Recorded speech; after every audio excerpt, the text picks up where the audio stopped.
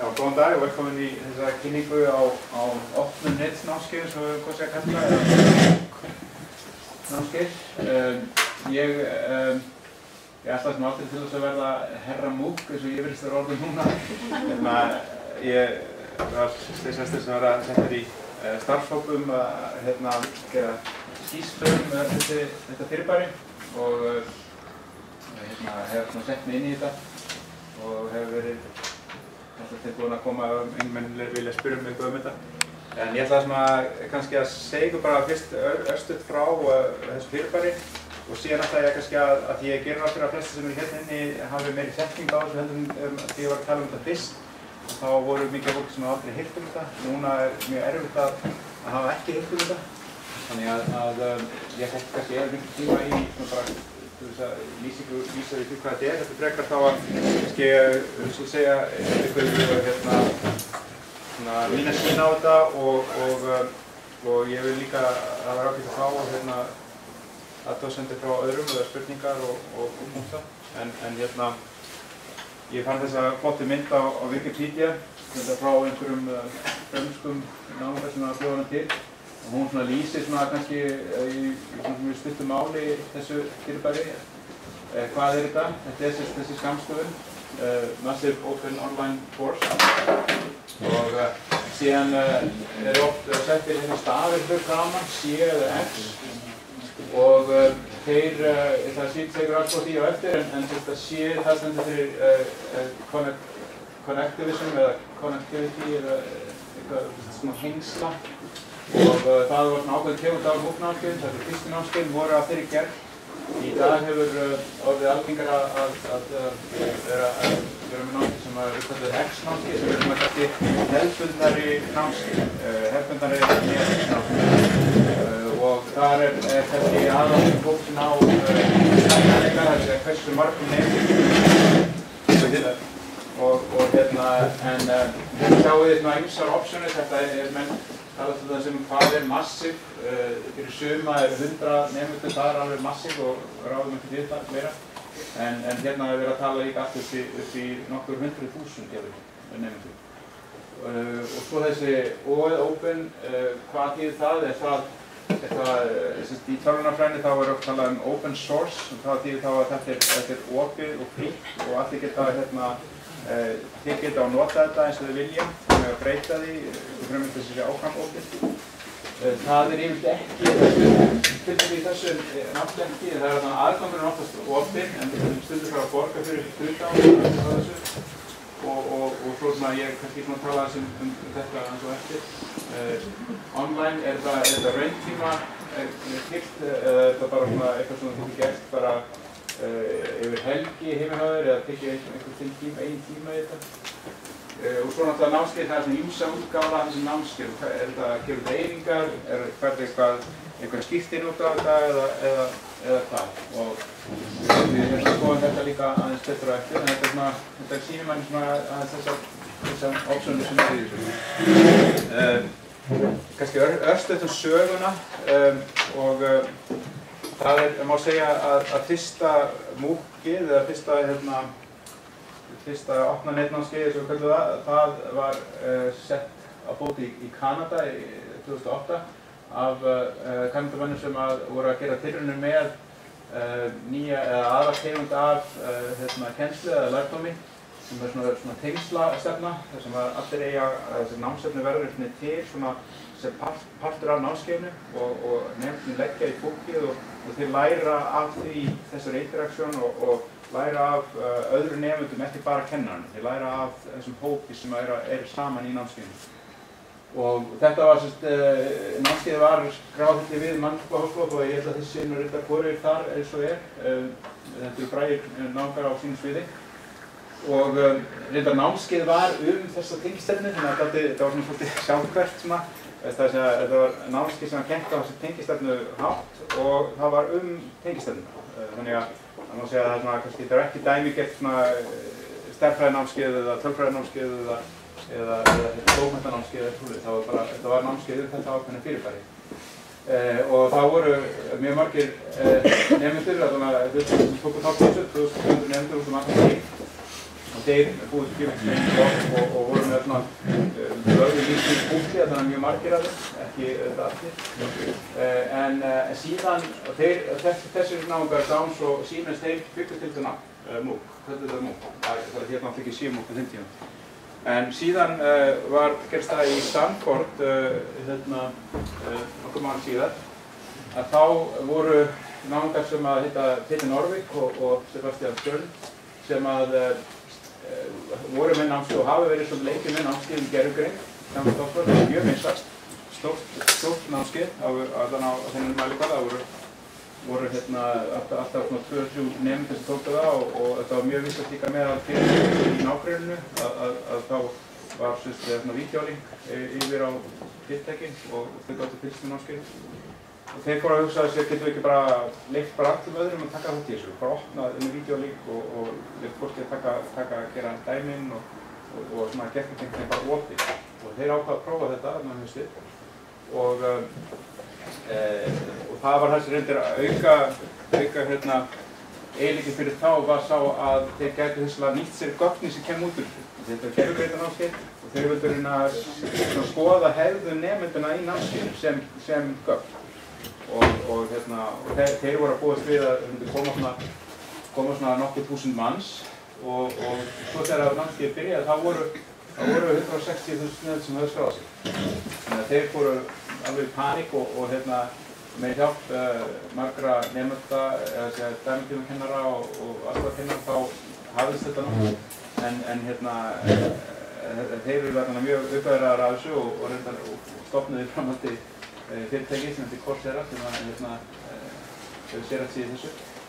Nokkur vikur seinna þá fóru önnur námskeið inn á sömu braut og við Stanford.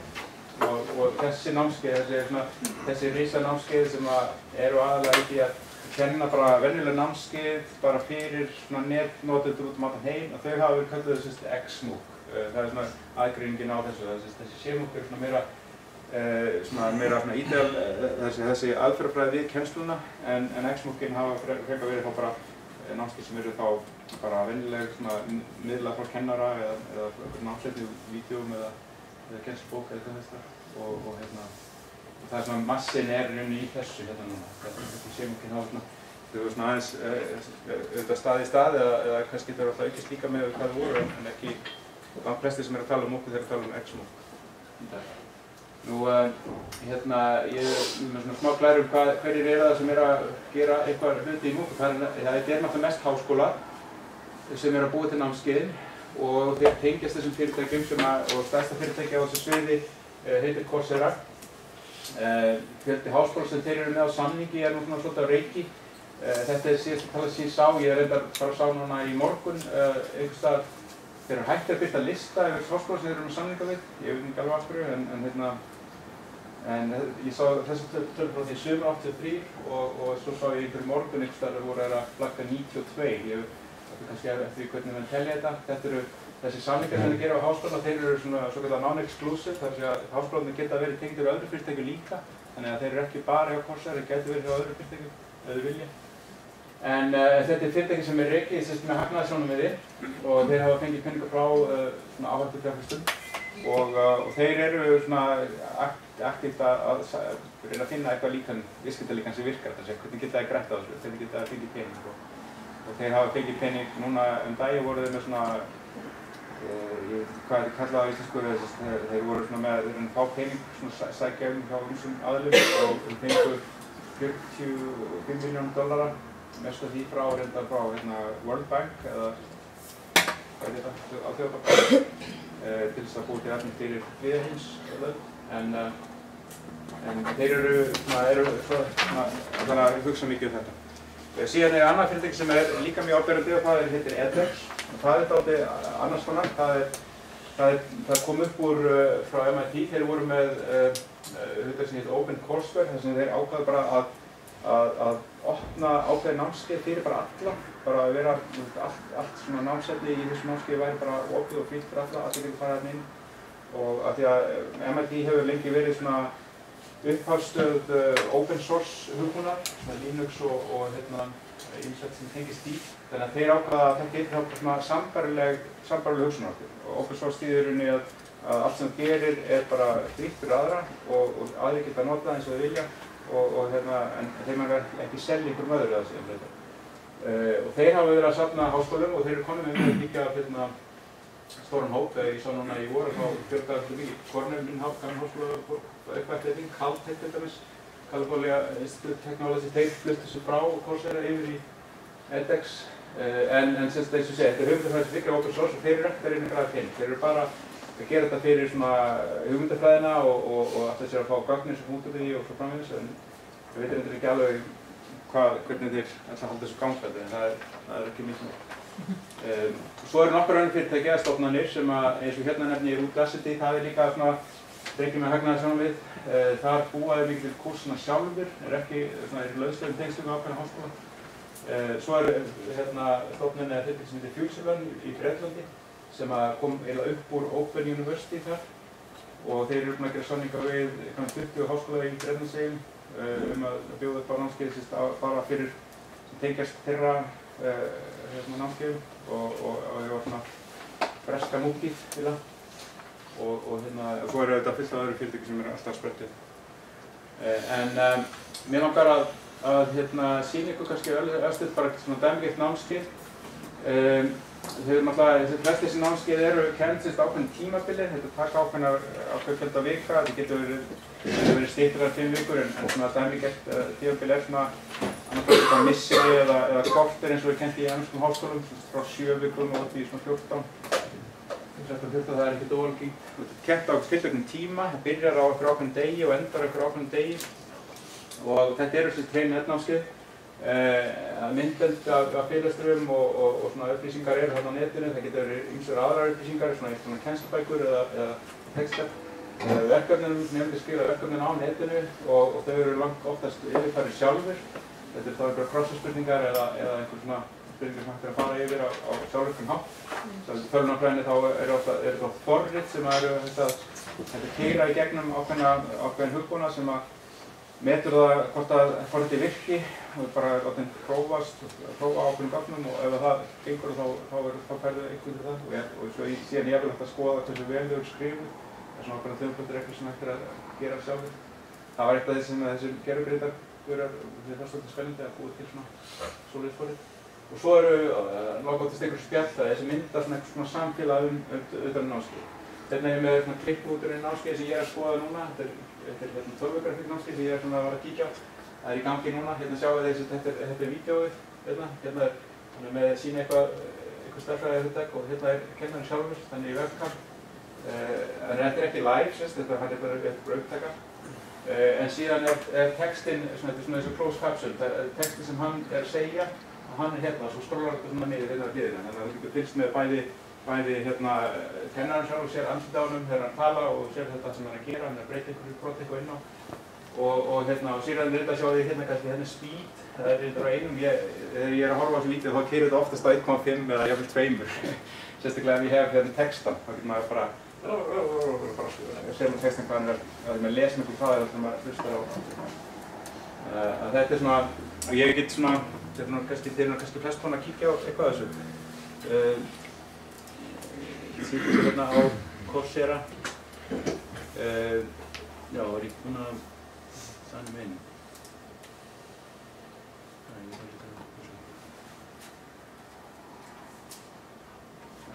Ég er sjálfur hérna. Ég er með Hotmail kannski.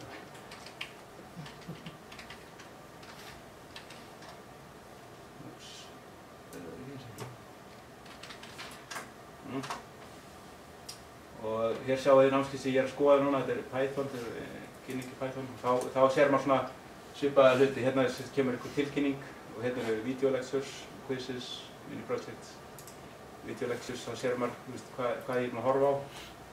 Og þetta er svolítið skemmtilegt námskeið því það er með í webbrowserna þá getur látið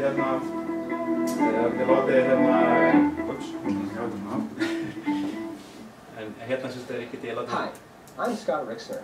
And today we're going to be talking about the environment that we're going to be using for this class. I really think you're going to like it. However, my opinion might be a little bit biased. Why? Well, this is what I spend my summer vacation with. I love this environment, especially for this class. And this is going to allow us to build interactive applications directly into the class. Ef að nefndir okkar getur gett með okkar, þá mér finnst þetta mjög þægilegt, ég hef verið að viðurkenna alltaf það sem koma gula línur hérna, alltaf koma gula línur og það poppar upp eitthvað svona einhver spurning eða þú gerir, þú getur ekki haldið áfram fyrir þess að það búið. Þannig að hérna sjáu ég að ég hoppa hingað. Þannig að þá fer hann inn og svo kemur hann að biðja að opna einhver glugga og fara inn í kóðsáttur. Þannig að þá maður smellir hérna og fara inn í þetta fyrir forrit og þá getur maður skrifa kóða þar.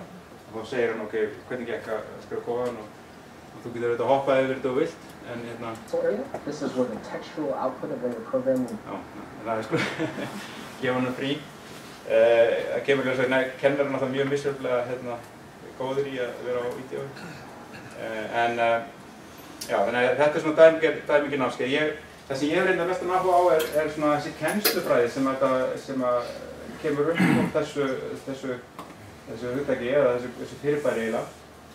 Og það er eiginlega að koma núna í fyrst núna er að koma svona alveg ritrýta greinar hvernig þessi námskeið virka og hvað gengur ekki og svo framins. Og hérna er einn grein sem ég rætti á bara núna var að koma út sem er eftir fólk frá MIT sem er að skoða fyrsta múkki sem að edX var með. Og þá voru þeir að stúdera hvernig nemendur læra í þessu umhverfi. Og ég ætla ekki að þetta er ágætis grein og ágætt að lesa hana en hún fjallar þetta námskeið Circuits and Electronics, þetta er skyldunámskeið á fyrsta og öðru ári fyrir tölvunarfræðinema og rafmagnsverkfræðinema. Svona eins og greiningar á sig hjá okkur. Og þið sjáu að það er gríðarlega fjöldi sem skráði sig, 150.000 manns sem skráði sig í fyrir námskeið. En það voru ekki nema 8.200 sem tóku lokaprófið og 7.100 sem náðu, 4,6% af náðu sig í námskeið. Hérna sjáu þið hvernig þetta dettur niður strax eftir fyrstu vikuna. Þá er þetta komið niður í næstu helming og svo fer þetta alveg niður fyrir 14 vikna námskeið. Það er heilt samhliða námskeið sem var í MIT. Og þannig að þessi fjöldi fellur mjög hratt. En það er þeir skoðuðu sérstaklega spjallfræðina. Þeir söfnuðu bara í rauninni öllum gögnum, öllu sem kom á spjallfræðina. Þetta voru einhverjum milljón item sem svona spurningar, svör og komment og svona og flokkuðu þetta og það voru ekki nema 3% af þessum heildarfjölda sem tók þátt í spjallfræðinni. Þannig að það er eitthvað 50.000 manns sem tók þátt í spjallfræðinni yfir höfuð. En af þeim sem náðu lokaprófinu, sem 7.000 þá var helmingurinn virkur sem tók þátt í spjallfræðinni. Þannig að þeir sem voru þá hluti af samfélaginu, þeir voru þá miklu líklegri, ekki endilega vegna þess, hvort er orsök og hvort er afleiðing. En allan að þeir sem voru að klára lokapróf, þeir voru langt flestir, eða 50% af þeim voru virkir á spjallfræðinum, annað hvort voru að senda inn spurningu eða svara einhver nemendur sögðu eða senda inn athugasemdir og svona. Flestir sem voru að vinna á spjallfræðinum voru það er 50% af 7, það er 2.500. Þessi 3% sem tóku þátt í þessu, þetta voru svona eitthvað tæplega 5.000 manns. Þannig að langt flestir af þeir sem voru að spjalla á spjallfræðinum voru fólk sem náði síðan lokaprófinu. Nú síðan skoðuðu líka aldur og kyn. Þetta var þetta svolítið biased dreifing því að langt flestir voru á aldrinum 20 til 30 en það voru samt nemendur allt upp í 70. Og þeir spurðu þetta voru eitthvað bara þeir sem tóku prófið sem þeir spurðu sérstaklega út og þá fengur þessi aldur og kyn. Það kemur ekki fram yfir hvað þú skráði þessum verðina. En það var engin marktækamunur á milli hvort menn náðu árangri í prófinu eða hversu gamlir þeir voru og heldur ekki hvort þeir voru karllægar konur. Það voru reyndar ekki nema 12% konur í þessu námskeiði, þetta er svona dæmigert kalla svið, þetta rafmagnsverkfræði og tölvunarfræði. En það er náttúrulega, þeir fundi engan tölfræðilegan marktækamun á því. Og það ýmislegt fleira í þessari grein einmitt þetta og það eru fleiri greinar að koma út núna á svipuðum toga sem þá að taka þennan massa af gögnum og reyna að skoða alls konar hluti í sambandi við þetta og þetta náttúrulega það sem mjög freistandi og gaman að sjá hvað kemur út úr þessu. Við erum bara rétt að byrja þessu. En kannski svona í seinni hlutanum á þessu þá langar mig aðeins að frá mínu eigin sjónarmiði engin sem ég er ekki að tala fyrir neitt eða neitt. Ég langar að nefna kannski svona helstu kosti og galla á þessum námskeiðum sem ég sé. Og kannski ef við byrjum á kostunum þá eru ég vil segja að þessi aðferðafræði að kenna námskeið á þennan hátt að þau henta alveg tímalaust að þau henta ákveðnum nemendum betur heldur en þetta sem við erum að kenna þeim núna í dag. Það er að segja að fara með það inn í stofu eða tilvistarsali og kenna þeim og hópum og svo frá þessu. En málið er það að þetta er ekkert endilega núverandi háskólanemendur. Það er að segja að við munum ekkert endilega kenna okkar nemendur betur með þessu. Við munum kenna öðru nemendum. Það er að segja að ég held að stærsti kosturinn við þessi múkka er það að við getum náð til fleiri. Við erum ekkert endilega að ná betur til þeirra sem eru nú þegar á staðnum.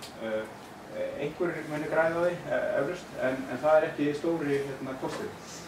Þetta gefur svona ýmsa möguleika og á námið við vinnu og ég faktist eftir sem ég skoði þetta lengur að þá finnst mér að þessi múk að þau eru það sem er að taka meira frá endurmenntunar iðnaðinum heldur en okkur, heldur en háskólunum.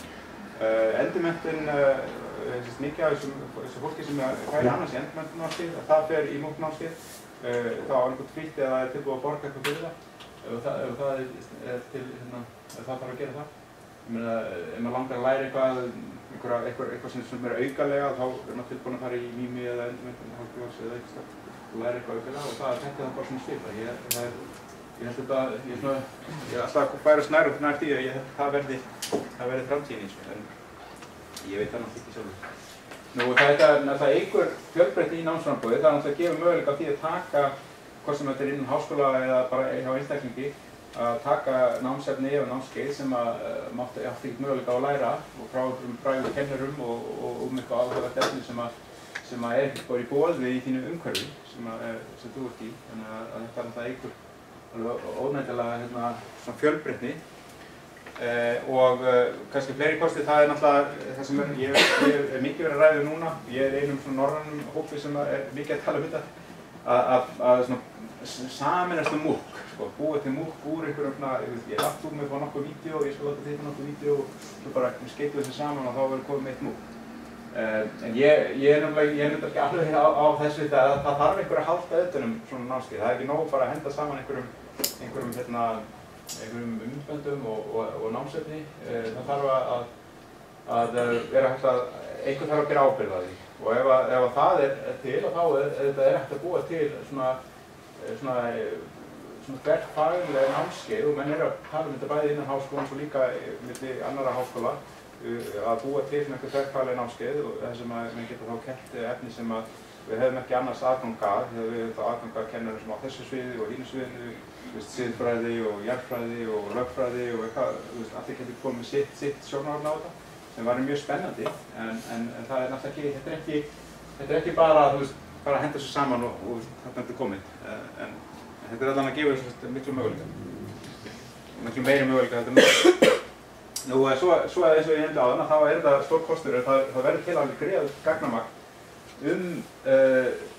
námshegðun nemenda, hvernig þeir læra, hvað virkar ekki og svo framvegis.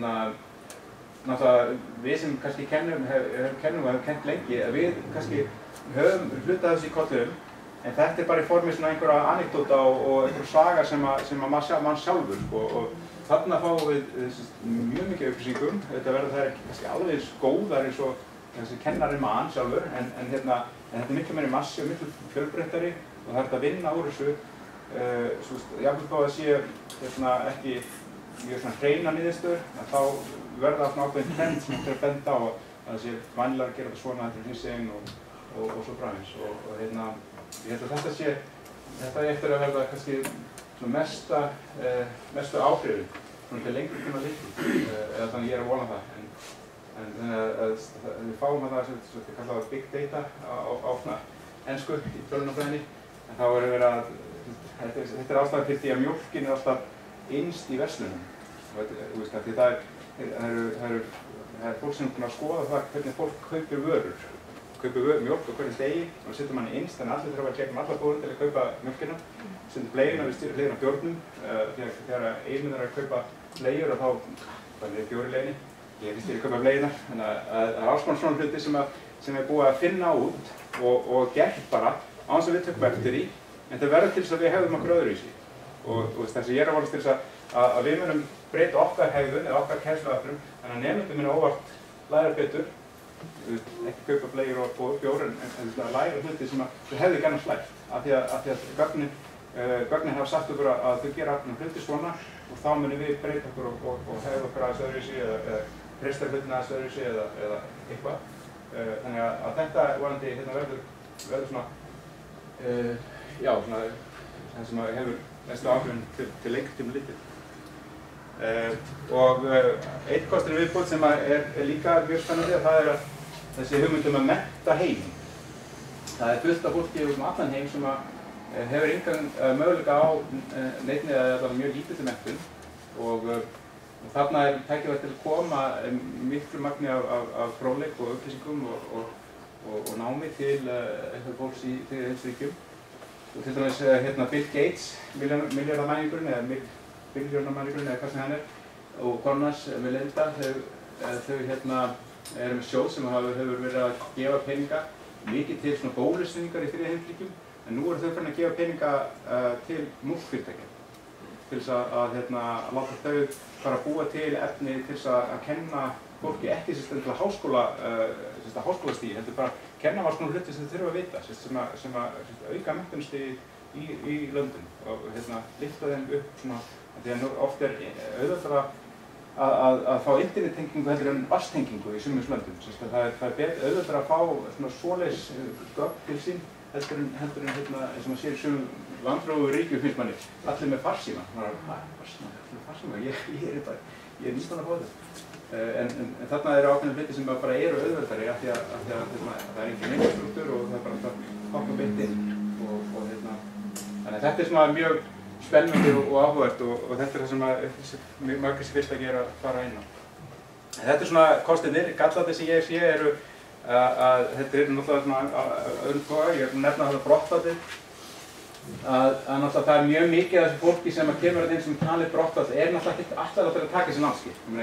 Ég er alveg svona serial brottfallsnemandi í þessu. Ég er að kíkja inn í 10, 15, 20 námskeið, aldrei klára þetta einasta. Þannig að ég er alltaf bara að kíkja inn og það er náttúrulega að fara að skrá sig til að kíkja inn og þá er maður tekinn hann inn og svo hætti ég bara og þá er ég brottfallsnemandi. En ég held samt, þó maður dragi þetta allt í burtu, þá er samt gríðarlega mikið brottfall. Þetta er svona lág þröskuld til að fara inn og svo kemur ljós að nemandinn heldur að það var einhvern veginn öðruvísi, það var erfiðar þannig að kerst eða það kemur eitthvað upp á, ég er á upptíðin í vinnunni eða einhvern kemur upp á sem maður getur ekki klárað og ég gerir bara ekki seinna og þar lendi verður svona auðvelt að hoppa út þannig að í staðan fyrir 95% brottfall eins og var í hinn námskeiðinu, það voru bara innan við 5% sem kláruð, að þá erum við að tala já, ég veit ekki hvað tölunar eru, ég er að giska á eitthvað þessari stærðgráðu, það er mikið brottfall. Aðhald, það þarf í mörgum námskeiðum þá vantar svolítið aðhald og það er rosalega mikið tími hjá þessum sem eru að skipuleggja námskeið að halda utan námskeið. Það er ekki bara nóg að henda inn einhver vídeóm og æfingum inn á heimasíðu. Þetta er svona svipað eins og í gamla daga þegar einhver skrifaði bara kennslubókina og nú er bara allir horfum bara kennslubókina, hann er hérna, það þarf ekki neitt að gera neitt meira, þú bara lesa allir kennslubókina og þá veit þetta allt. Og þetta er svona svipað hugsun, það er bara ekkert nóg að eiga þetta á vídeó, eiga þetta á einhverjum pappír eða einhvers þar, það þarf einhvern veginn að það þarf að gera æfingarnar, æfa sig og læra hluti. Og þetta er gallið við mörg af þessum námskeiðum, það er ekki haldið nóg vel utan. Og þá tengist það í næsta kannski punkti, þetta er kannski ekki allt gallar, þetta er svona ákveðnir hlutir sem maður hafa í huga. Það er þessi mannlegu samskipti, maður sér það alltaf betur og betur og það er alveg gríðarlega mikilvægt fyrir nemendur að hafa þessi mannlegu samskipti. Þau fyrir nemendur sem eru að taka námskeið, þeir eru alltaf einhvern veginn að reyna að sanna sig fyrir einhverjum. Sanna sig sjálfum sér eða fólkinu í kringu sig eða kennarunum eða einhverjum og þeir vilja að það er svona ákveðin hvatning sem að festi því að verða að hluta einhverju hópi og vera jafn góð eins og hinir eða ná þessu sama eins og allir hinir. Og svo er náttúrulega bara að geta talað hlutina, vera inn í þessu. Spjallræðin koma að einhver leyti koma inn á þetta í rauninni en þeir eru ekki alveg, þeir ná ekki alveg öllu og það er erfitt að fyrir til dæmis kennara að vera á spjallráðum og tala við mörg þúsund eða ég tala ekki 20.000 nemenda. Eins og þeir væri bara hlutaður, þannig að það þarf að búa til einhvern svona mannlegt element í þessu. Þannig að ég veit ekki alveg hvernig spjallráðinir eru svona ágætt af þessu marki en þeir ná ekki alveg öllu eins og sem við erum með í svona venjulegum. Og svo er það síðasta kannski punkturinn, síðasta gallinn sem ég sé á þessu, hann er að ég hef ekki ennþá fengið að algjörlega hreint hver markas, eða hvernig þetta mun borga sig, eða hvernig geta námskeið staðið undir sér í rauninni. Þeir aðra sem ég hef talað við í erlendum háskóla og þeir eru flestir að stíða, já við erum bara notað til þess að auka sílokk okkar. Við erum að, til dæmis háskóli, Duke háskóli í Bandaríkjunum sem hefur verið svona einna aktífastir í þessu. Þeir segja Duke háskóli er svona í svona næsta hópi fyrir neðan þessu frægu, MIT, Stanford, Berkeley og svona sko. Duke er aðeins fyrir neðan. Við viljum komast upp í hópið með hinn sko. Þannig að allir þegar við heyrum háskóla í Bandaríkjunum þá mannst þetta Duke. Og þeir eru tilbúin að eyða heilmikið pening í þetta og til þess að auka sílík. Þeir eru að opna þá svona campus í Kína og einhvers staðar í Asíu og annars staðar til þess að auka sinn sýnileika. En spurningin er svo hvort þetta endi í endalaust eða getur menn endalaust notað til þess. Kennarinn alltaf kenna þessi námskeið, útbúið og halda þetta nú. Þeir hafa lítinn tíma til að gera nokkuð annað meðan námskeiðin stendur.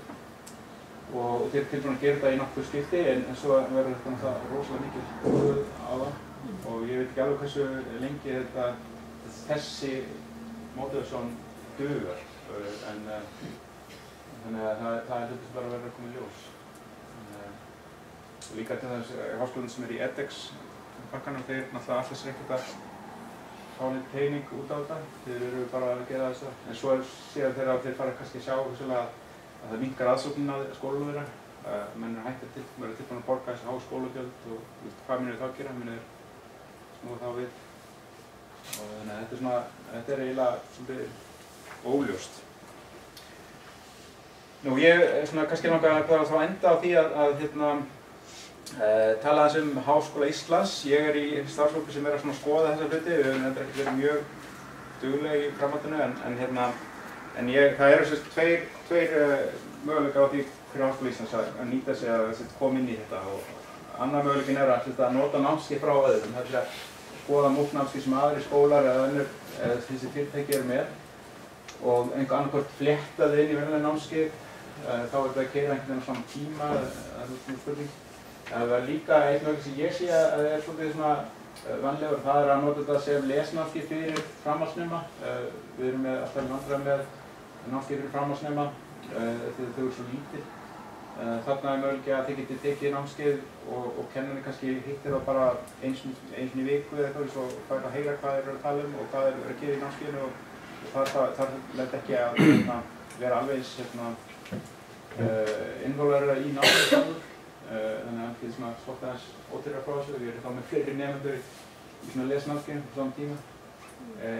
Við getum líka að fara þá leið sem sumir minni háskólar hafa gert. Það er bara að sjá bara verkefni og próf og láta bara nemendurna vera í þessum námskeiðum einhvers staðar og svo bara erum við að tryggja það að þeir standi eða læri eitthvað á þessu og söldu fyrir sér það að þetta sé múlega læri hvað. Þetta er náttúrulega kannski voðalega spennandi kostur. Þetta er náttúrulega nefnum fyrir þá sem er í fjármála skildinni eða bókastunni, en þetta er alltaf frekar ótrúð.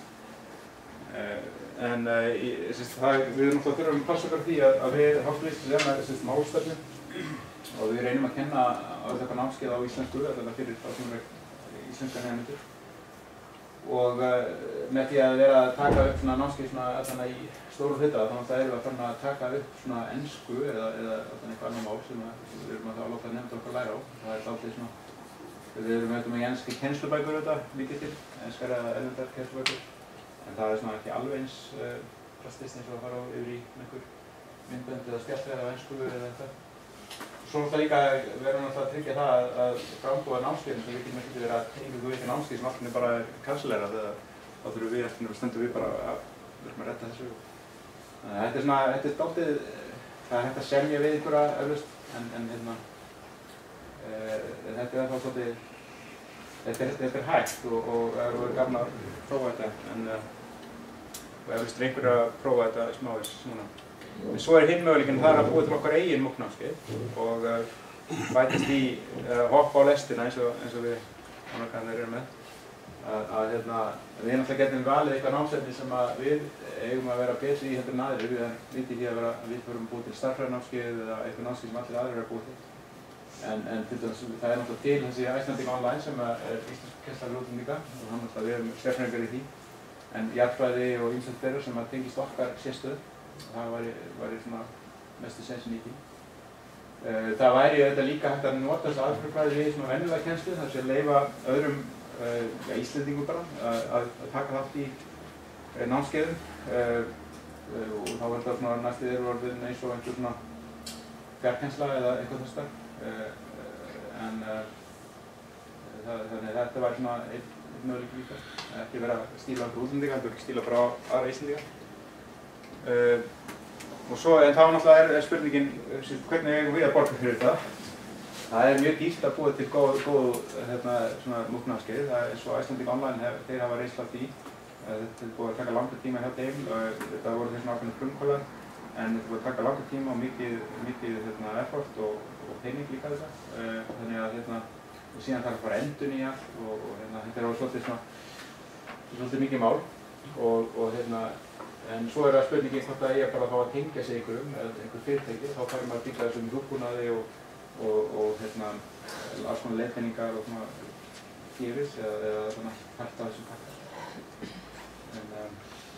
Þetta er svona mjög grófum dráttum mín sýn á þetta. Ég vonaði að við lært eitthvað eða heyrt eitthvað nýtt eða eitthvað sem við hefum ekki spáð í áður. En mér finnst mjög gaman að heyra ykkar sjónarmið.